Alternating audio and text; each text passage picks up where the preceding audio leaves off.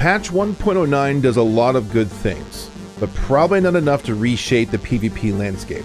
Let's talk about the biggest changes.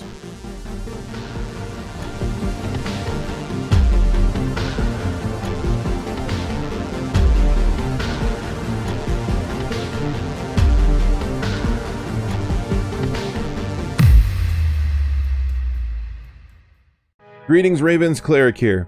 So patch 1.09 dropped last week as of the release of this video.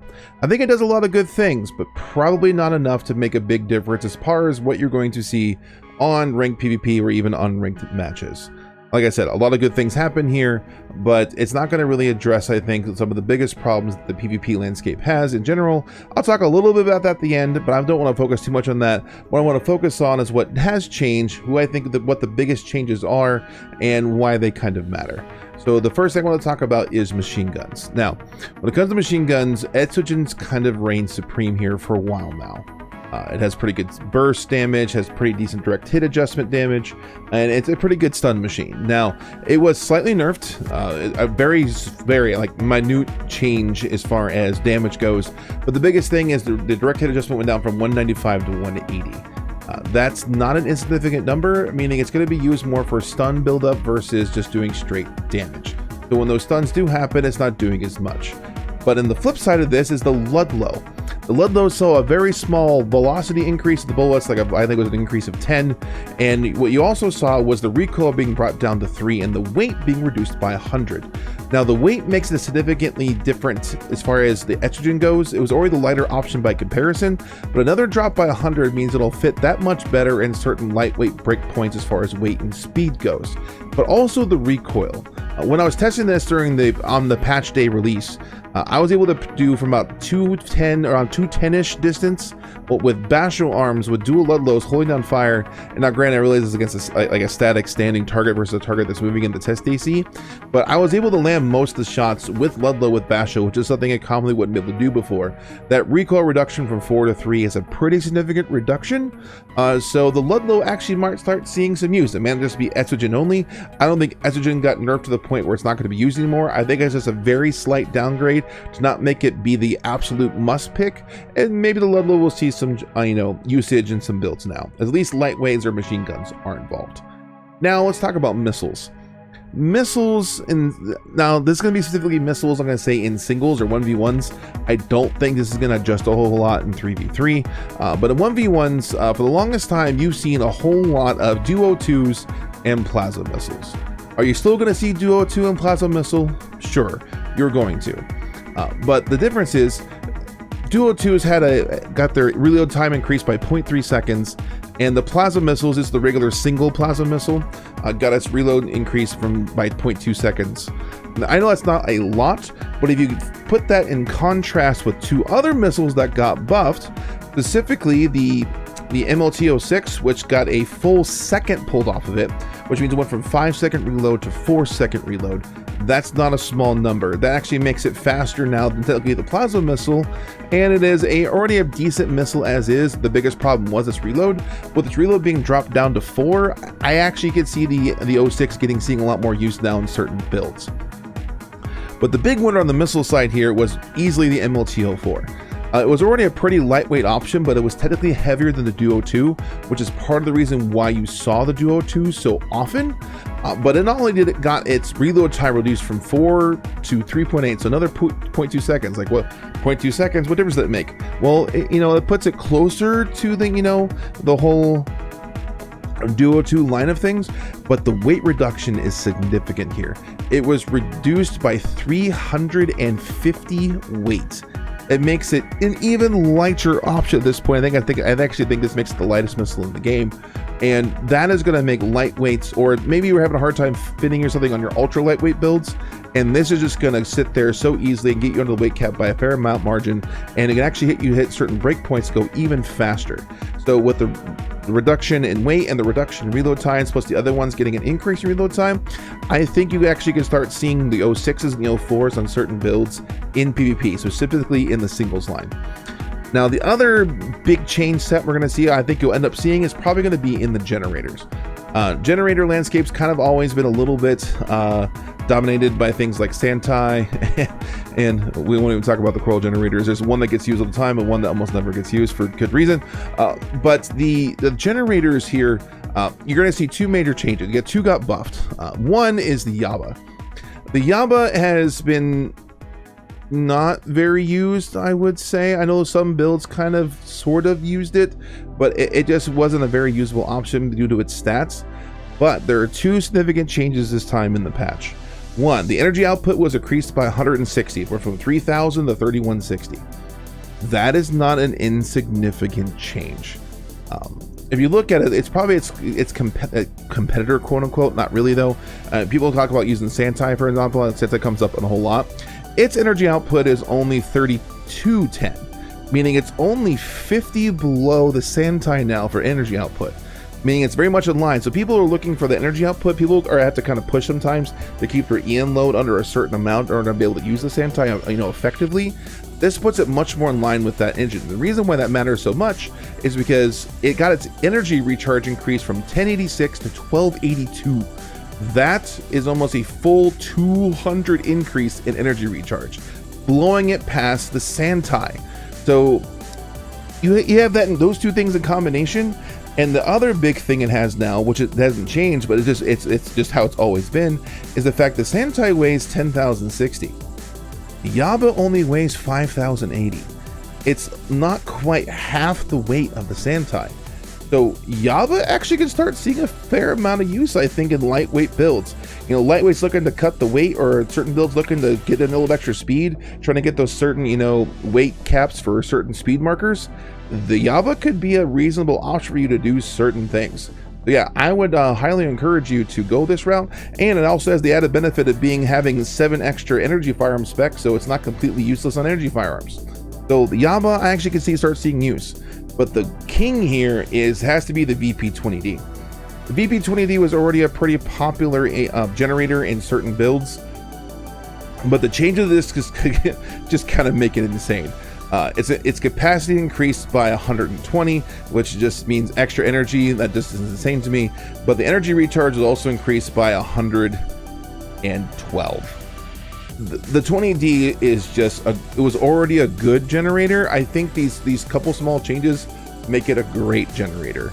So I think if you have a build that uses energy firearm specs specifically, I think if you haven't before, I think you really should look at the VP20D. Now I know the 20C and the 20B are going to be still like the energy firearm specialists, but if you're looking for something that utilizes energy firearm specs, but you want a little more energy freedom, the 20D is going to be what you're going to have here. So yeah, take a look at these generator options. I think you're going to not be disappointed if you could do some little more exploring or experimenting with your builds, and who knows, maybe we'll see some new builds, some new ultra lightweight builds that are super awesome and competitive in the single speed. All right, so those are the three, I think, some of the biggest changes in the landscape potentially. I want to go over just a few honorable mentions. You have the LRA rifle, which was already kind of used on a couple wheelchair builds, at least one which I have specifically. It doesn't see a whole lot of use, especially compared to the LRB. More about that in a second. But it had its, heat reduction, or in the Japanese version, it's a fever reduction, which I just thought was hilarious. Also the whole ball speed thing, which became a whole meme because of the weird text on the Bandai edit on the EU site for Bandai for the patch notes was pretty funny. But you have the LRA had a heat reduction, which means you can fire it more often before it gets overheated, which is great. The Walter, the regular, the non-charge shot saw a lot of increase in the velocity speed. It was already a pretty fast bullet already, but it got increased by like 50, so it's even faster now. And just a general damage increase in the regular shot in general. The Walter rifle is just super heavy and draining, so it's hard to use. But hey, if you like the Walter rifle, kudos to you. It's even better now. The stun needle launcher had actually a pretty decent damage increase and also velocity increase at 50 as well. I can see the stun needle launcher, even though it got nerfed into the ground shortly after release, this has a light enough option and a rapid fire enough option for a back cannon if you're not going to go heavy energy or heavier explosive as an alternative option. When I see use, I'm not too sure, but I think the buffs will actually make it more usable than it used to be. And the other honorable mention is probably going to be the Flugel. This is mostly for you melee enthusiasts out there. The Flugel having its, thrust change, and also its, I'm pulling it up here right now because I missed it. Having its, come back here. having its AB thrust change, so it's actually more AB compatible, so it's almost 150 increase there. And it's just general thrust increase by almost 200. It's just an overall better booster. It's not just melee only, so melee enthusiasts are eating good on this one as well. This is all just to be one take. I don't do much editing because I hate editing, so all one take in this video is pretty much usual. And yeah, it's just going to be just an overall better booster for you melee fans. All right, now for the biggest winner. Biggest winner hands down is legs. So many legs got changed and specifically got buffed in this one that I feel like you could actually start seeing some legs not only change per se, but just get more use than they used to for certain builds. Yes, the lamb technically, I'm going to put in giant quotes here, technically got nerfed, but I don't think it's enough to make a difference. Yes, I realize their defenses for both explosive and energy and kinetic were all nerfed. They weren't nerfed that much, 1 and 2. That wasn't the primary defensive methodology for lamb anyways. The fact of the matter is that it has better stability than most lightweight legs in general, and it even competes with some medium weight legs. And then it's just ridiculously fast, can stay up in the air for forever, and hover speed, it just is nuts. So that's not its biggest defensive, potential anyways. It just means if you happen to catch up to the lamb, it's a little bit squishier. So I don't think it's going to do enough to really affect lamb all that much, in my personal opinion.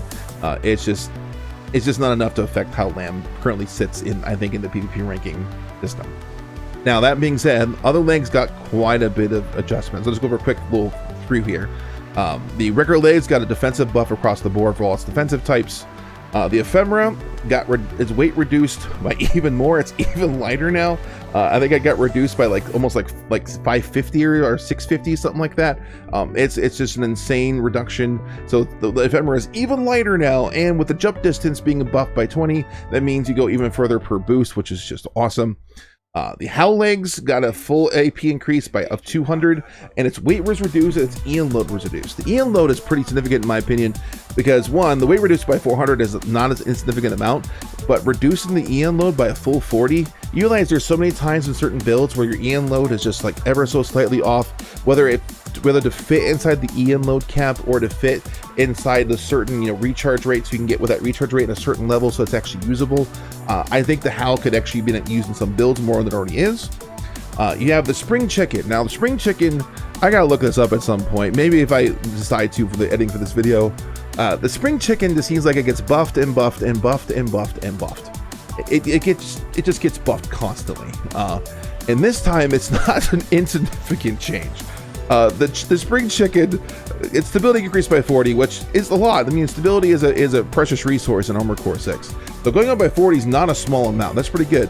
But really what does it here is the load limit got increased by a full 3,000.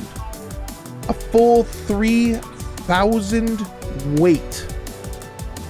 That's enough to put on the latest change to MLT4, plus an extra 1,200 weight or something crazy. I mean, that's not an insignificant change. And not only that, it was already one of the better reverse joints. They didn't see too much play because it's a little on the heavier side, but man, Spring Chicken is just the amount of buffs this thing has gone through is nuts. So you Spring Chicken enjoyers, you're eating real good on this patch too. It seems like every patch you're eating good, and this one you are again. All right, now the Vero legs saw a pretty significant defense increase. One, its AP got increased by 400, and both its energy and explosiveness got buffed by around 20. So it's even tankier than it was before. It was already the tanky set anyways, so it's even tankier now. And its hover speed was slightly increased, so it's a little bit faster in hover mode. It's not a lot, but it might be enough. You might see the Vero a little more usable. And the biggest winner here, hands down, and my personal favorite, my baby, my beloved in Armored Core 6, and that is the Fortaleza, the wheelchair legs. I am so happy for these changes. I have been a wheelchair main since patch 1.0. I realized at the beginning they were a little overtuned, but they've been nerfed in the ground so many times in a row that it's really nice and refreshing to see a slight increase.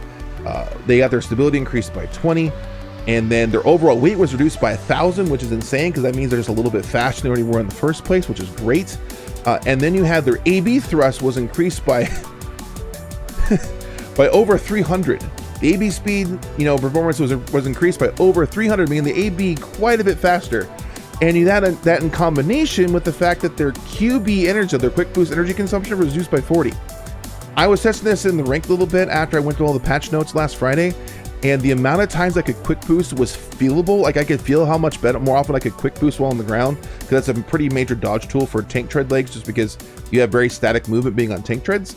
So yeah, awesome. And that in combination with the AB speed means when you do your shuffle boosting and try to get your fat and maximize your AB speed, it takes even that much less energy, which means you can shuffle boost even more often. So the Florida Laser Legs are huge winners this patch. I think probably the single biggest winner in this patch, in my personal opinion.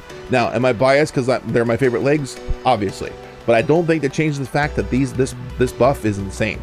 This buff is absolutely insane for these legs. So if you're not already a wheelchair enjoyer, or maybe like, oh no, not the wheelchair. Yep, the wheelchair might see a bit of a comeback. So hopefully we'll see wheelchair a little more often. I think it won't do that well still in the ranked landscape. Too many top end builds and ranked PvP utilize utilize vertical movement, which the wheelchair has a pretty significant disadvantage against. So will you see it more often? Maybe. Does it make that much of a difference? No, which is kind of the thing here. I think the overall patch can be seen as a positive direction for the game, but it's not going to be enough to make a significant difference in how the PvP landscape shapes out. I think you might see some slight changes here and there in certain parts. I think you might see a couple new builds potentially could come out of it, but I think the overall landscape's not going to change that much. The fact that the LRB somehow still managed to go untouched, the fact that the Basho arms, which are so insanely stat rich for their weight and their EN load, still being untouched is insane to me. There's some other similar parts that are in that same vein. It boggles my mind that they make some really good changes for some of these things, but don't go far enough to adjust some of the clear problem parts. So I'm hoping this 1.09 shows that they're not done making some balance changes to the game. Honestly, I was surprised we got the couple most recent patches. I thought they might have been sort of done, but it shows they're not done. Although you look at what Ogura-san put on Twitter. I'm gonna put up here. I read that before I got to the patch notes. I'm like, don't expect too much. I'm like, oh no, it's another 1.08 scenario. But thankfully, there's actually more to this patch than the last patch. Last patch was the nothing patch. This patch actually makes some changes. So those are the biggest changes. There's some other changes too that I didn't mention, but I don't feel like they're a big enough impact. I think they're even worth mentioning. Just some mostly minor buffs to a lot of things. And yeah, so let me know what you think. Post in the comment section below. Let me know what you think. What's your favorite change? What's your least favorite change? What are some changes you think need to be made to the game to make it better balanced? Also, the graphics you saw on the screen are by LoubeP over on the ArmoredCore Reddit. I'll put a link to his account and those couple posts on the ArmoredCore subreddit. So credits them. They make some awesome stuff. There's been doing these last few patches where he makes these little comparison screens. I like it. They're awesome. They're great. Thank you, LoubeP, for doing these. It makes my life very easy to compare changes. And yeah, this video is coming out on Memorial Day. For those in the US, we celebrate today as a remembrance for those who gave their lives for us to have freedom. So if you're in the armed services, I want to say I thank you very much for your service. And if you have any loved ones who have passed away in the service of our country, let you know that our thoughts and prayers go out to you, especially today. I know today's probably a hard day for a lot of people in our country.